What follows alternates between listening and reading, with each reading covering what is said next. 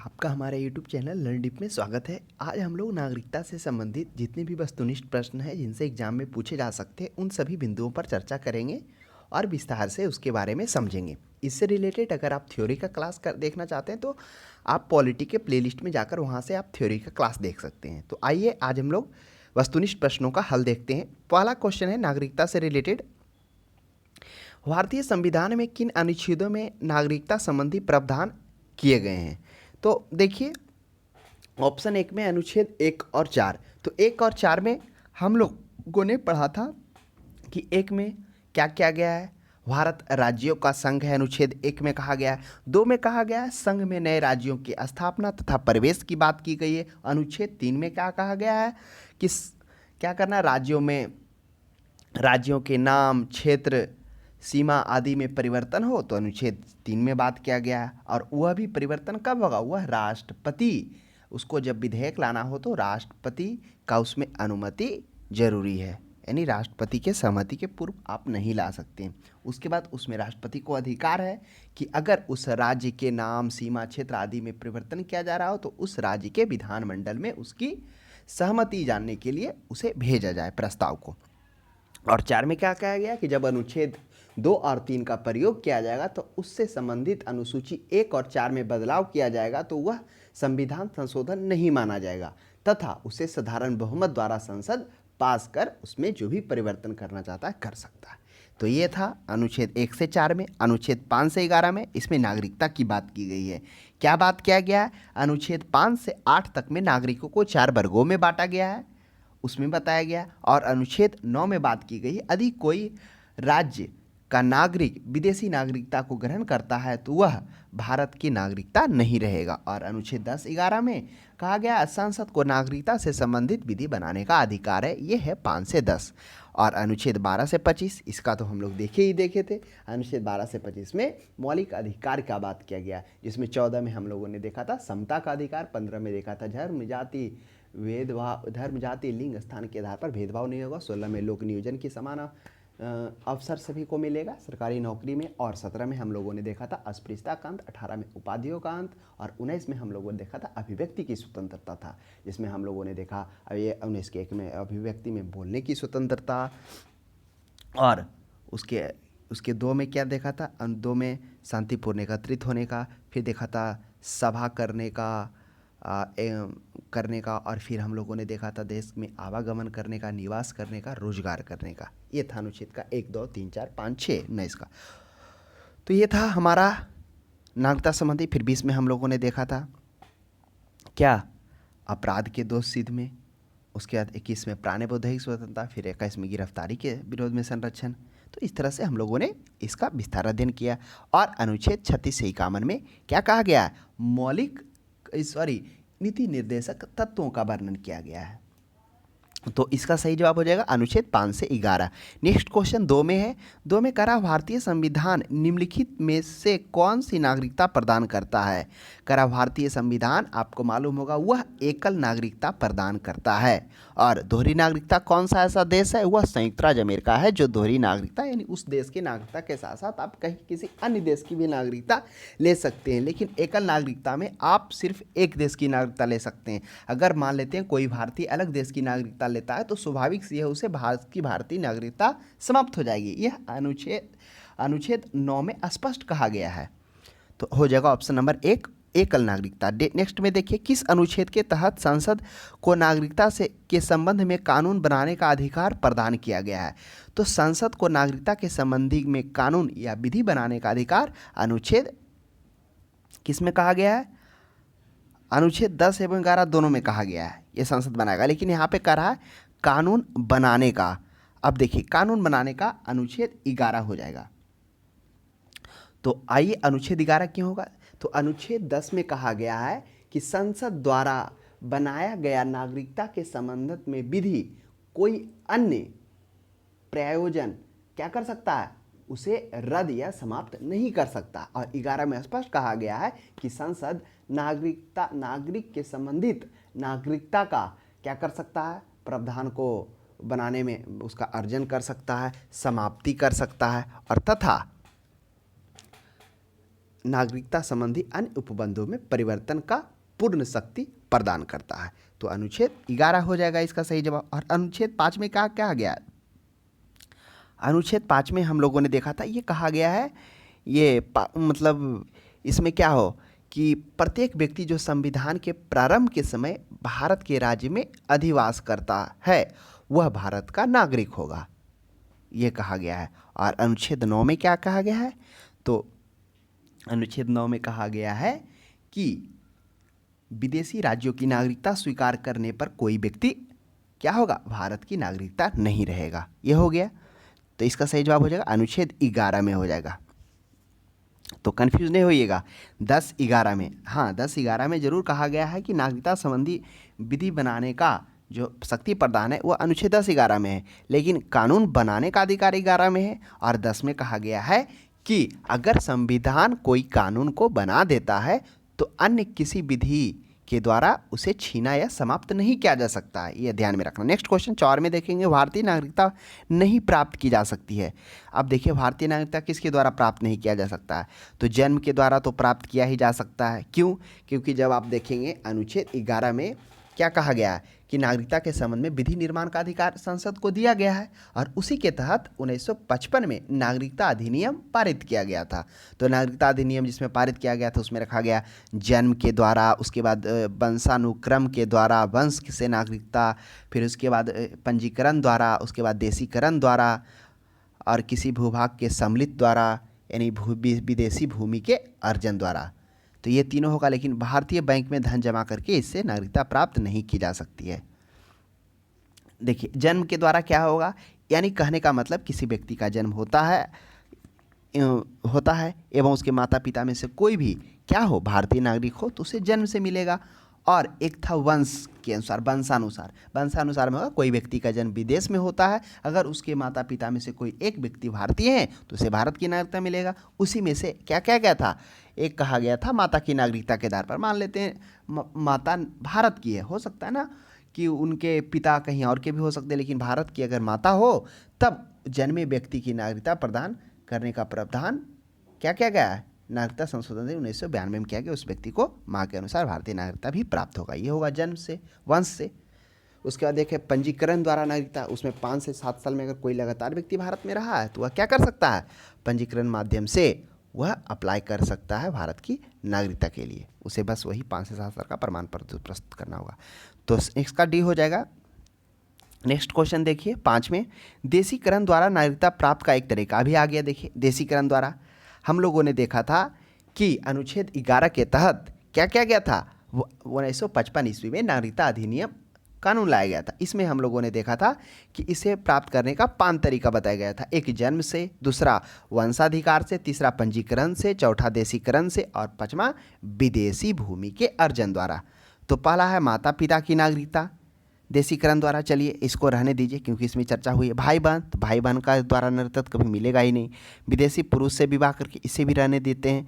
विदेशी से मित्रता करके, मित्रता के आधार पर नहीं होगा, 20 में खत्म हो गया बच्चा 1 और 2 में। अब देखिए माता पिता की नागरिकता कहाँ पर हो रहा है, एक जन्म में हो रहा है और एक वंशानुक्रम में हो रहा है, यानी जन्म के आधार पर हो रहा है और एक वंशानुक्रम में। जन्म ले रहा है कोई व्यक्ति तो उसके माता पिता भारतीय हैं तो वो भारत हो जाएगा, कब, 26 जनवरी के बाद। और वंशानुक्रम में क्या हो रहा है, वंशानुक्रम में हो रहा है, वंशाधिकार में हो रहा है कि अगर कोई व्यक्ति भारत के बाहर जन्म लेता है, उसके माता पिता में से कोई एक व्यक्ति भारतीय है तो उसे क्या होगा, भारत की नागरिकता मिलेगा। इसी में से क्या क्या गया था, माता का नागरिकता के आधार पर भी क्या गया था कि माता अगर भारत की हो तो उसको नागरिकता भी भारत का मिलेगा। तो ये तो देशीकरण में। और ये देखिए तो एक खत्म हो गया तो C नंबर हो जाएगा, विदेशी पुरुष से विवाह करके। देशीकरण में कहा गया है कि किसी विदेशी नागरिक द्वारा भारत सरकार के आवेदन करके भारतीय नागरिकता प्राप्त की जा सकती है, कोई भी विदेशी। तो अगर विदेशी पुरुष से भी विवाह कर लेंगे तब क्या हो जाएगा, विदेशी पुरुष से विवाह करने पर देशीकरण द्वारा नागरिकता प्राप्त की जा सकती है, यानी जिस देश का नागरिक है वह उसकी नागरिकता का त्याग करना होगा। इसमें कहा गया कि इसमें देशीकरण द्वारा, इसमें कहा गया है देशीकरण के आवेदन के तत्काल पूर्व कम से कम 1 वर्ष का भारत में वह व्यक्ति रहा हो। तो ये है, तो इसका सही जवाब हो जाएगा विदेशी पुरुष से विवाह कर। 6 में कहा गया नागरिक बनाने की निम्नलिखित शर्तों में एक आवश्यक शर्त क्या है। अब देखिए ऑप्शन है राज्य की सदस्यता होना चाहिए, बी में उच्च परिवार की सदस्यता होना चाहिए, तो ये तो होगा नहीं उच्च परिवार उच्च जाति का, ऐसा भी कहीं बात नहीं किया गया कि वह उच्च व्यक्ति उच्च कुल का होना चाहिए। किसी धर्म का समर्थन, ऐसा भी कहीं चर्चा नहीं हुआ पूरी नागरिकता में कि धर्म का समर्थन हो तो उसको नागरिकता मिलेगा। तो ये तीनों ऑप्शन तो गलत हो गया और बच गया राज्य की सदस्यता। राज्य कहने का मतलब सिर्फ ये कहना चाह रहा है किसी अन्य देश नागरिक बनने के लिए। नेक्स्ट देखा जाए, भारत से आकर पाकिस्तान से आकर भारत में नागरिकता प्राप्त करने संबंधी प्रावधान का वर्णन निम्नलिखित में से किस अनुच्छेद में उल्लेखित है। अब देखिए भारत से आकर पाकिस्तान से आकर भारत में नागरिकता प्राप्त करने संबंधी वर्णन अनुच्छेद 6 में कहा गया है। अनुच्छेद 6 और 7 में इसी से रिलेटेड बात किया गया है कि कोई व्यक्ति पाकिस्तान से भारत आता है। देखिए अनुच्छेद 6 में कहा गया है कि कोई व्यक्ति पाकिस्तान से माइग्रेशन करके क्या आ जाता है, भारत आ जाता हो तो वह भारत का नागरिक समझा जाएगा। कब? जब वह 1948 से पहले भारत आया हुआ या 1948 के बाद। तो यह 1948 क्यों कह रहा है, तो 19 जुलाई 1948 यही डेट है। इसी के बाद अगर कोई व्यक्ति भारत से पाकिस्तान आ जाता है या पाकिस्तान से भारत चला जाता है तो वह क्या होगा,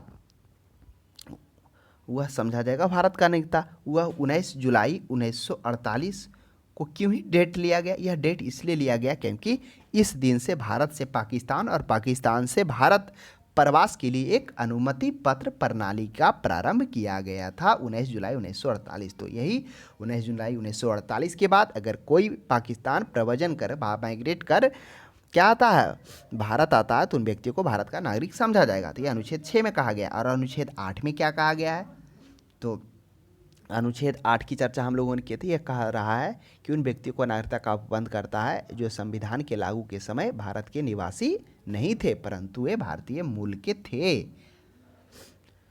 और वही 9 में क्या है और 11 में क्या, 11 के तो चर्चा कर लिए। इसमें क्या कहा गया, नागरिक के नागरिकता संबंधी कानून बनाने का, उस पर समाप्ति करने का और अन्य उपबंधों में परिवर्तन करने का अधिकार संसद को दिया गया, अनुच्छेद 11 में कहा गया। और 9 5 से 8 में तो हम लोगों ने देखा था कि वही वर्गों में विभाजित किया गया है।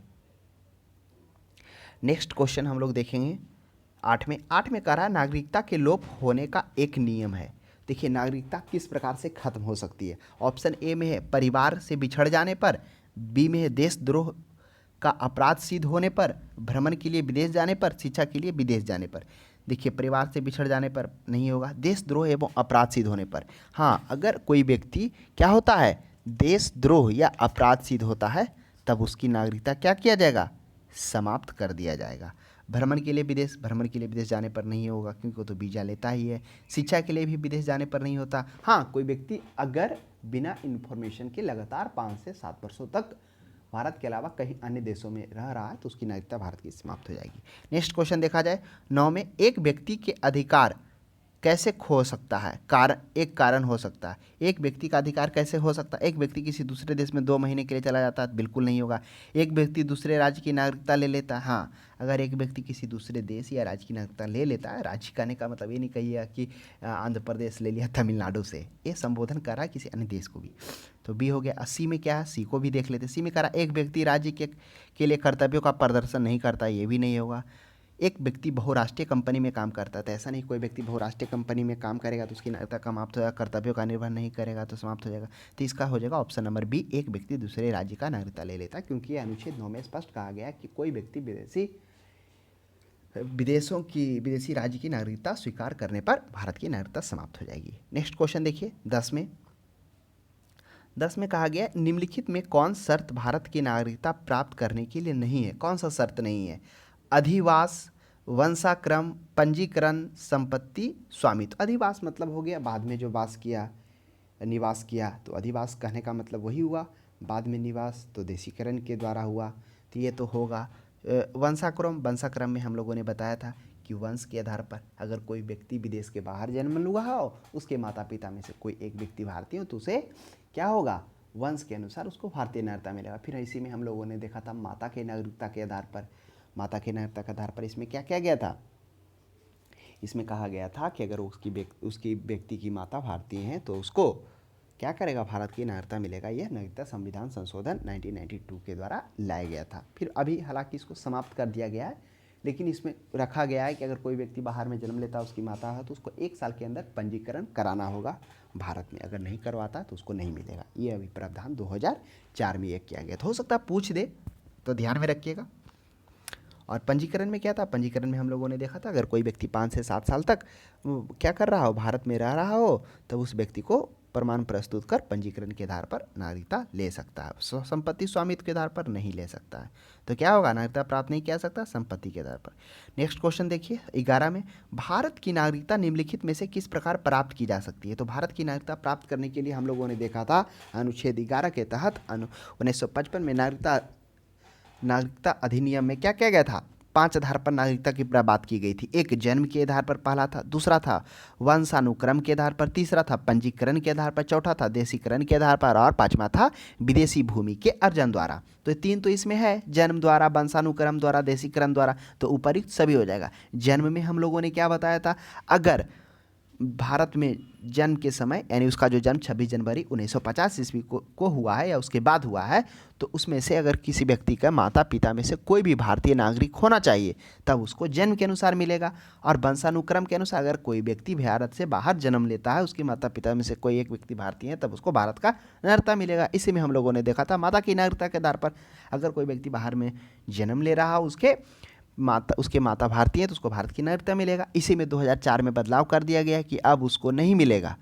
कब तक नहीं मिलेगा, जब तक कि उसके जन्म के समय तक जन्म होने पर 1 वर्ष के अंदर में उसका पंजीकरण नहीं करवाया जाता है। और देशीकरण में हम लोगों ने क्या देखा था, देशीकरण में देखा था कोई भी विदेश नागरिक भारत सरकार को आवेदन करके भारतीय नागरिकता प्राप्त की जा सकती है। इसके लिए शर्त रखा गया वह जिस देश का नागरिक हो उसकी नागरिकता को त्याग करना पड़ेगा। उसके बाद हम लोगों ने देखा था देशीकरण के आवेदन के तत्काल पूर्व कम से कम जब वो आवेदन कर रहा हो देशीकरण माध्यम से, तो उससे पूर्व 1 साल तक वह कहाँ हो, भारत में रहा हो। मतलब ये सब उसके गुण है, तो उपयुक्त सही हो जाएगा। नेक्स्ट क्वेश्चन 12 में देखिए, कह नागरिकता प्राप्त करने व खोने के विषय में विस्तार से चर्चा कहाँ की गई है। तो नागरिकता को प्राप्त करने खोने में तो संविधान के भाग 2 में, अब बताइए संविधान के भाग 2 में क्या नागरिकता से चर्चा की गई है? बिल्कुल, क्योंकि संविधान के भाग 2 में नागरिकता संबंधी बात की गई है अनुच्छेद 5 से 11 में। और एक 55 में बी में कहा 1955 के नागरिकता कानून में, हाँ 1955 के नागरिकता कानून में जरूर बात की गई है। लेकिन यह जो बात की गई है, क्या बात की गई है, यह बात की गई है कि नागरिकता अधिनियम पारित किया गया है कि कोई भी व्यक्ति कैसे भारतीय नागरिक हो सकता है। उसके बाद हम लोग देखते हैं संविधान के प्रथम अनुसूची में, क्या प्रथम अनुसूची में इसकी बात की गई? बिल्कुल नहीं, क्योंकि प्रथम अनुसूची में क्या बात किया गया है, राज्य तथा केंद्र शासित संसद के विविध अधिनियमों द्वारा। तो संसद के विविध अधिनियमों द्वारा बिल्कुल नहीं। संविधान के भाग 2, तो संविधान के भाग 2 में यहाँ पर कह रहा खोने और प्राप्त करने, तो खोने हो प्राप्त करने के विषय में स्पेशल इसमें कह दिया, तो वह भाग 2 में नहीं होगा। भाग 2 में पूरी नागरिकता के संबंधित बात किया गया है। तो इसका सही जवाब हो जाएगा ऑप्शन नंबर बी हो जाएगा 1955 में, क्योंकि 1955 में हम लोगों ने देखा था कि उसमें क्या किया गया है, नागरिकता को मतलब किस प्रकार से उसमें संसद को अधिकार दिया गया कि नागरिकता के अर्जन, समाप्ति एवं नागरिकता संबंधी अन्य उपबंधों में परिवर्तन करने का। तो इसी में विस्तार से चर्चा किया गया किस प्रकार से उसको प्राप्त किया जा सकता है। प्राप्त करने के आधार पर हम लोगों ने देखा था जन्म के आधार पर, वंश के आधार पर, पंजीकरण के आधार पर, और देशीकरण और विदेशी भूमि के द्वारा, अर्जन के द्वारा प्राप्त हो सकता है। और खोने के विषय में भी हम लोगों ने देखा था कि किस प्रकार से उसका क्या हो सकता है, खो सकता है। यह 1955 के अधिनियम में बताया गया था, जिसमें 3 प्रकार था खोने का अधिनियम में। एक था परित्याग द्वारा, दूसरा पर्यावसन द्वारा, और तीसरा वंचित किया जाना द्वारा। इस 3 के आधार पर क्या किया गया था हम लोगों ने देखा। तो स्पष्ट जो प्राप्त करने और खोने का विषय में अगर पूछ दे तो आप 1955 का नागरिकता कानून ही मानेंगे, क्योंकि हमने बता दिया आपको किस तरह से 5 प्रयोजन प्राप्त करने का और 3 प्रयोजन खोने का इसमें 1955 के नागरिकता कानून में दिया गया है। तो बी हो जाएगा। नेक्स्ट क्वेश्चन देखिए, किसी व्यक्ति की भारतीय नागरिकता निलंबित की जा सकती है।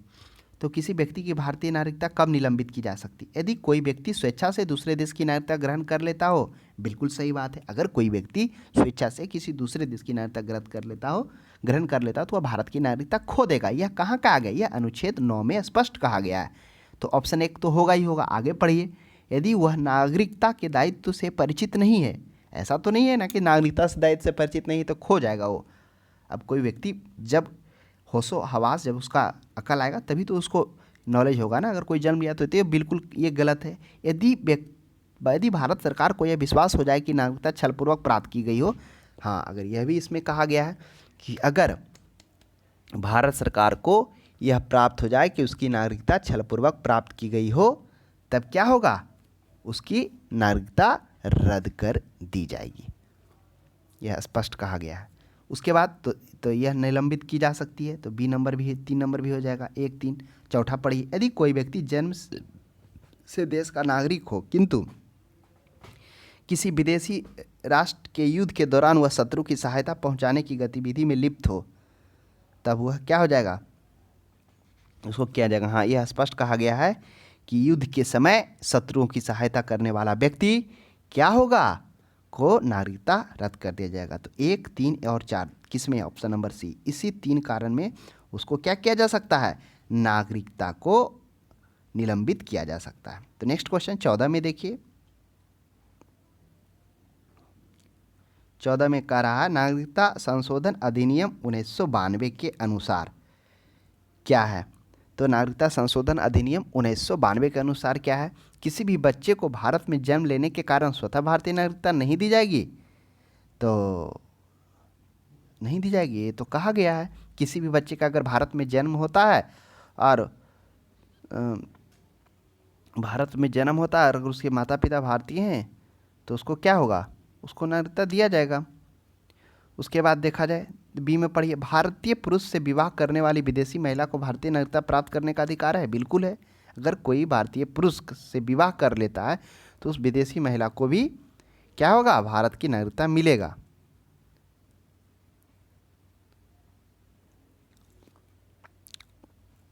उसके बाद देखिए, उसके बाद कह रहा है सी में है कि भारत के बाहर पैदा होने वाले बच्चे को यदि उसकी माँ भारतीय है तो उसे उपयुक्त नागरिकता प्राप्त होगी। करा भारत के बाहर पैदा होने वाले बच्चे यदि उसकी माँ भारतीय है तो उसे भारतीय नागरिकता प्राप्त होगी। हाँ, तब प्राप्त होगी। करा इस हम लोगों ने देखा था ना इसमें अधिनियम में कि वंशानुक्रम के अनुसार अगर भारत के बाहर कोई बच्चा पैदा हो रहा है तो उसकी माँ भारतीय है तो उसे भारतीय नागरिकता प्राप्त होगा। तो इसका 14 का सही जवाब क्या होना चाहिए, एक और फिर से चीज़ों को देख लेते हैं। एक में करा किसी बच्चे के भारत में जन्म लेने के कारण स्वतः भारतीय नागरिकता मिलेगी, नहीं। ऐसा तो नहीं है ना, कोई बच्चे जन्म लेगा और उसके माता पिता भारतीय नहीं हो तो नहीं मिलेगा, माता पिता भारतीय होने चाहिए। तो ऑप्शन 1 भी गलत हो गया। 2 में करा विदेशी भारतीय पुरुष से विवाह करने वाली विदेशी महिला को भारतीय नागरिकता प्राप्त करने का अधिकार मिला है। तो क्या अगर कोई भारतीय पुरुष से विवाह कर लेगा विदेशी महिला तो उसको भारतीय नागरिकता मिल जाएगा। हाँ, अगर कोई महिला विदेशी पुरुष से विवाह करती तब उसको मिलता था, लेकिन ये है जो विवाह करने के बाद इसके कुछ थोड़ा नियम कानून है, कुछ दिनों तक यहाँ समय बिताना पड़ेगा।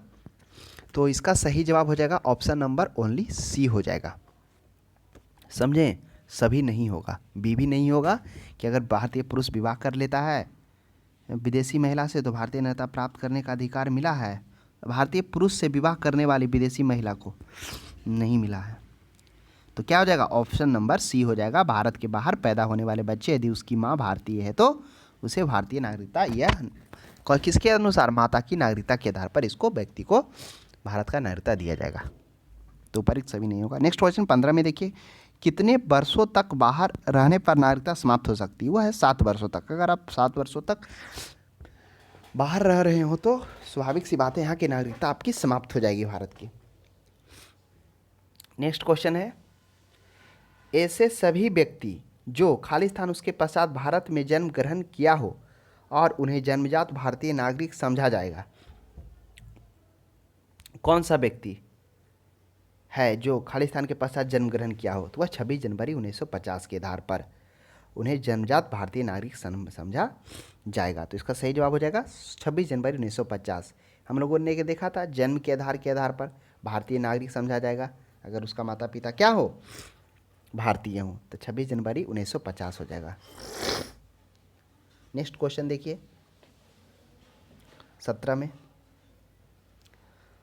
में कह रहा है कि निम्न में से किस व्यक्ति में किसी भारतीय व्यक्ति की भारतीय नागरिकता समाप्त हो सकती है? कब त्याग से समाप्त हो सकता है? अगर वो त्याग करता है तो, पर्यवसन पर वंचित किए जाने पर। हम लोगों ने देखा था 1955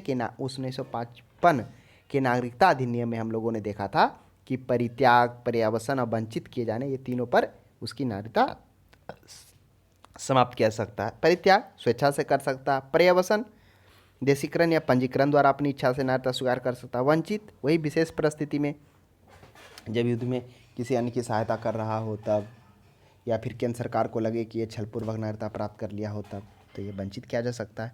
नेक्स्ट क्वेश्चन 18 में है, निम्न में से किस स्थिति में किसी व्यक्ति को भारतीय नागरिकता से वंचित नहीं किया जा सकता है? तो किस परिस्थिति में किसी व्यक्ति को भारतीय नागरिकता से वंचित नहीं किया जा सकता है? तो निर्वाचन के दौरान, आपातकाल के दौरान, युद्ध के दौरान। यह कहा गया है कि निर्वाचन और युद्ध के दौरान, आपातकाल के दौरान किसी व्यक्ति की नागरिकता से वंचित नहीं किया जा सकता है। यह तीनों प्रावधान में, तो उपयुक्त सभी हो जाएगा, डी हो जाएगा, ध्यान में रखिएगा। 19 में कह रहा है, भारतीय संविधान में नागरिकता के प्रावधान कब लागू हुआ था? तो भारतीय संविधान में जो नागरिकता का प्रावधान है वह 1949 ईस्वी को लागू हुआ था। तो ध्यान में रखेंगे, नागरिकता का प्रावधान कब लागू हुआ था? वह 1949 में हुआ था। नेक्स्ट क्वेश्चन देखेंगे 20 में, कह रहा भारतीय संविधान के अंतर्गत भारत के नागरिकों को वे कौन से अधिकार प्राप्त हैं जो गैर नागरिकों को नहीं है? तो आप इसी को ध्यान में रखिए। कुछ सार्वजनिक पदों की पात्रता, तो कुछ सार्वजनिक पदों को पात्रता, बिल्कुल सही बात है। जैसे हम लोगों ने क्या देखा था कि 14 नहीं कहिए, 16 में कहिए, 16 में क्या कहा गया था? लोक नियोजन में सभी को समान अवसर। तो यह सिर्फ किसको प्राप्त है? यह भारतीय नागरिक को प्राप्त है। फिर है संसद एवं विधानमंडल के सदस्य होने का, यह 84 में कहा गया कि अगर कोई संसद विधानमंडल का सदस्य केवल भारतीय नागरिक होंगे। फिर सी में कहा गया 15, 16, 19 द्वारा प्रदत्त मौलिक अधिकार। 15 में क्या है? धर्म, जाति, लिंग के स्थान पर भेदभाव नहीं होगा। 16 में क्या होगा? लोक नियोजन में सभी की समान अवसर। 19 में क्या था? 19 में था अभिव्यक्ति की स्वतंत्रता। तो यह तीनों जो कंडीशन है वह केवल भारतीय नागरिक को है, तो अपरिक्त सभी हो जाएगा, ध्यान में रखिएगा। इसके अंतर्गत जो केवल भारतीय नागरिक को प्राप्त अनुच्छेद है, ध्यान में रखिएगा, 15, 16, 19, 29, 30, 84 और 191। और फिर अन्य कुछ और भी हैं, जैसे जो संवैधानिक पद हैं उन सभी पर, जैसे संवैधानिक पदों में कौन कौन हो गया? राष्ट्रपति, उपराष्ट्रपति आ गया, उच्चतम न्यायालय, उच्च न्यायालय के न्यायाधीश हो गया, महान्यायवादी, महाधिवक्ता हो गया, यह केवल भारतीय नागरिक हो सकते हैं, तथा संसद और राज्य विधानमंडल के सदस्य भी केवल भारतीय नागरिक हो सकते हैं। नेक्स्ट क्वेश्चन 21 में देखिए, करा संविधान द्वारा प्रदत्त नागरिक के संबंध में संसद ने एक व्यापक नागरिकता अधिनियम कब लाया? अब करा संविधान द्वारा प्रदत्त नागरिक से संबंध में, तो नागरिकता के संबंध में संसद ने कब व्यापक अधिनियम लाया? यह 1955 में लाया। 1955 में हम लोगों ने देखा था कि प्राप्त करने के लिए 5 प्रकार से बताया, जिसमें कौन कौन था? एक बार चीज़ों को रिकॉल करिए। जन्म के आधार पर, वंशानुक्रम के आधार पर, पंजीकरण के आधार पर, देशीकरण के आधार पर और विदेशी भूमि के अर्जन के आधार पर। और त्याग के लिए क्या क्या था? परित्याग कर सकता है, तो उसके बाद वंचित किए जाने पर, फिर पर्यावसन, पर्यावसन को टर्मिनेशन कहते हैं, तो इसके आधार पर उसे प्राप्त और हटाया जा सकता है। नेक्स्ट क्वेश्चन देखिए 22 में कह रहा है कि भारत में एकल नागरिकता की अवधारणा अपनाई गई थी, तो वह इंग्लैंड से अपनाई गई थी भारत में एकल नागरिकता की अवधारणा। 23 में कह रहा है भारत में रहने वाला ब्रिटिश नागरिक दावा नहीं कर सकता। क्या चीज़ का दावा नहीं कर सकता? व्यापार और व्यवसाय की स्वतंत्रता का अधिकार, उसके बाद है विधि के समक्ष समता का अधिकार, इक्वलिटी बिफोर लॉ, यही है। तो क्या यह कर सकता है? तो ऑप्शन नंबर बी तो बिल्कुल नहीं कर सकता है। चलिए सी पढ़ते हैं, जीवन और अभिव्यक्ति स्वतंत्रता की सुरक्षा का अधिकार, दावा नहीं कर सकता, यह भी नहीं कर सकता है। अब डी में देखिए, धर्म की स्वतंत्रता के अधिकार, तो धर्म की स्वतंत्रता के भी अधिकार को ब्रिटिश नागरिक दावा नहीं कर सकता। सिर्फ व्यापार और व्यवसाय की स्वतंत्रता का अधिकार उसे मिला है। नेक्स्ट क्वेश्चन देखिए 24 में, किसी देश में दोहरी नागरिकता का सिद्धांत स्वीकार किया? किस देश ने दोहरी नागरिकता? अभी हम लोग चर्चा किए थे, यह है संयुक्त राज्य अमेरिका, जिसमें दोहरी नागरिकता है, जिसमें उस देश के साथ साथ में आप किसी अन्य देश की भी नागरिकता ले सकते हैं। नेक्स्ट क्वेश्चन देखिए 25 में क्या है? 25 में कह रहा है भारतीय नागरिकता निम्नलिखित में से किन भारतीयों में किन विधियों द्वारा प्राप्त किया जा सकता है। तो नागरिकता निम्नलिखित में से किन विधियों द्वारा प्राप्त किया जा सकता है। जन्म के आधार पर, आनुवांशिकता के आधार पर, पंजीकरण द्वारा, अनुरोध द्वारा। हम लोगों ने अभी देखा था 1955 का नागरिकता अधिनियम में जो क्या है, नागरिकता प्राप्त करने हेतु 5 प्रकार बताया गया था। जन्म के आधार पर, वंशानुक्रम के आधार पर, पंजीकरण के आधार पर, देशीकरण के आधार पर, विदेशी भूमि के अर्जन के आधार पर। तो ऑप्शन 1 में जन्म है ही है, अनुवांशिकता यानी वंशानुक्रम है ही है, पंजीकरण है ही है, तो 1 2 3 हो जाएगा, अनुरोध नहीं होगा। अगर अनुरोध की जगह पंजीकरण होता तो वह होता। नेक्स्ट क्वेश्चन देखिए, नागरिकता प्राप्त करने के लिए शर्तें निर्धारित करने वाला सक्षम निकाय कौन सा है। तो नागरिकता को प्राप्त करने के लिए शर्तें निर्धारित करने वाला वह संसद है। अनुच्छेद 11 में स्पष्ट कहा गया है कि संसद क्या कर सकता हो, नागरिकता के अर्जन, समाप्ति एवं नागरिकता संबंधी अन्य उपबंधों में परिवर्तन करने की पूर्ण शक्ति संसद के पास में है। तो यह हो जाएगा ऑप्शन नंबर सी हो जाएगा। 27 में देखते हैं, कह रहा भारत का एक नागरिक अपनी नागरिकता खो देगा यदि वह कब हो, जब वह भारत का नागरिक का परित्याग करता हो तब भी खो देगा, बिल्कुल सही बात है। उसके बाद स्वेच्छा से अन्य देश की नागरिकता प्राप्त कर लेता हो। अनुच्छेद 9 में कहा गया अगर कोई व्यक्ति विदेशी नागरिकता ग्रहण कर लेता है तो वह भारत की नागरिकता स्वेच्छा से वह खो देगा, तो बी भी होगा। सी में है किसी अन्य देश के नागरिक से विवाह करता हो, तो ऐसा तो नहीं है किसी अन्य देश के नागरिक से विवाह करता हो तो खो देगा। आपने बहुत सारे देखे होंगे, जैसे हमारे ही कंट्री की सानिया मिर्ज़ा जिन्होंने अलग देशों से विवाह किए, और भी हैं, तो नागरिकता तो नहीं खोया, तो ऑप्शन 3 नहीं होगा। सरकार की आलोचना करता हो, ऐसा बात नहीं सरकार की आलोचना करने पर नागरिकता खो देगा, तो 4 भी नहीं होगा, सिर्फ ऑप्शन 1 और 2 होगा। तो कौन सा, ऑप्शन नंबर सी में है 1 और 2 में। तो इस तरह से हम लोगों ने नागरिकता से संबंधित जो भी वस्तुनिष्ठ प्रश्न था उन सभी महत्वपूर्ण बिंदुओं पर चर्चा किए तथा उसे समझने का प्रयास किए। तो याद रखिएगा कि नागरिकता अधिनियम में क्या है, मुख्यतः इसमें जो बात किया गया 5 से लेकर 11 में, और साथ में एक 1955 का भारतीय नागरिकता अधिनियम, ये महत्वपूर्ण है। तो आज के लिए इतना ही। अब हम लोग अगले क्लास में मिलते हैं, तब तक को हमारे क्लास को देखने के लिए धन्यवाद। इससे रिलेटेड कुछ क्यूरी हो, कुछ पूछना हो तो कमेंट बॉक्स में आप पूछ सकते हैं।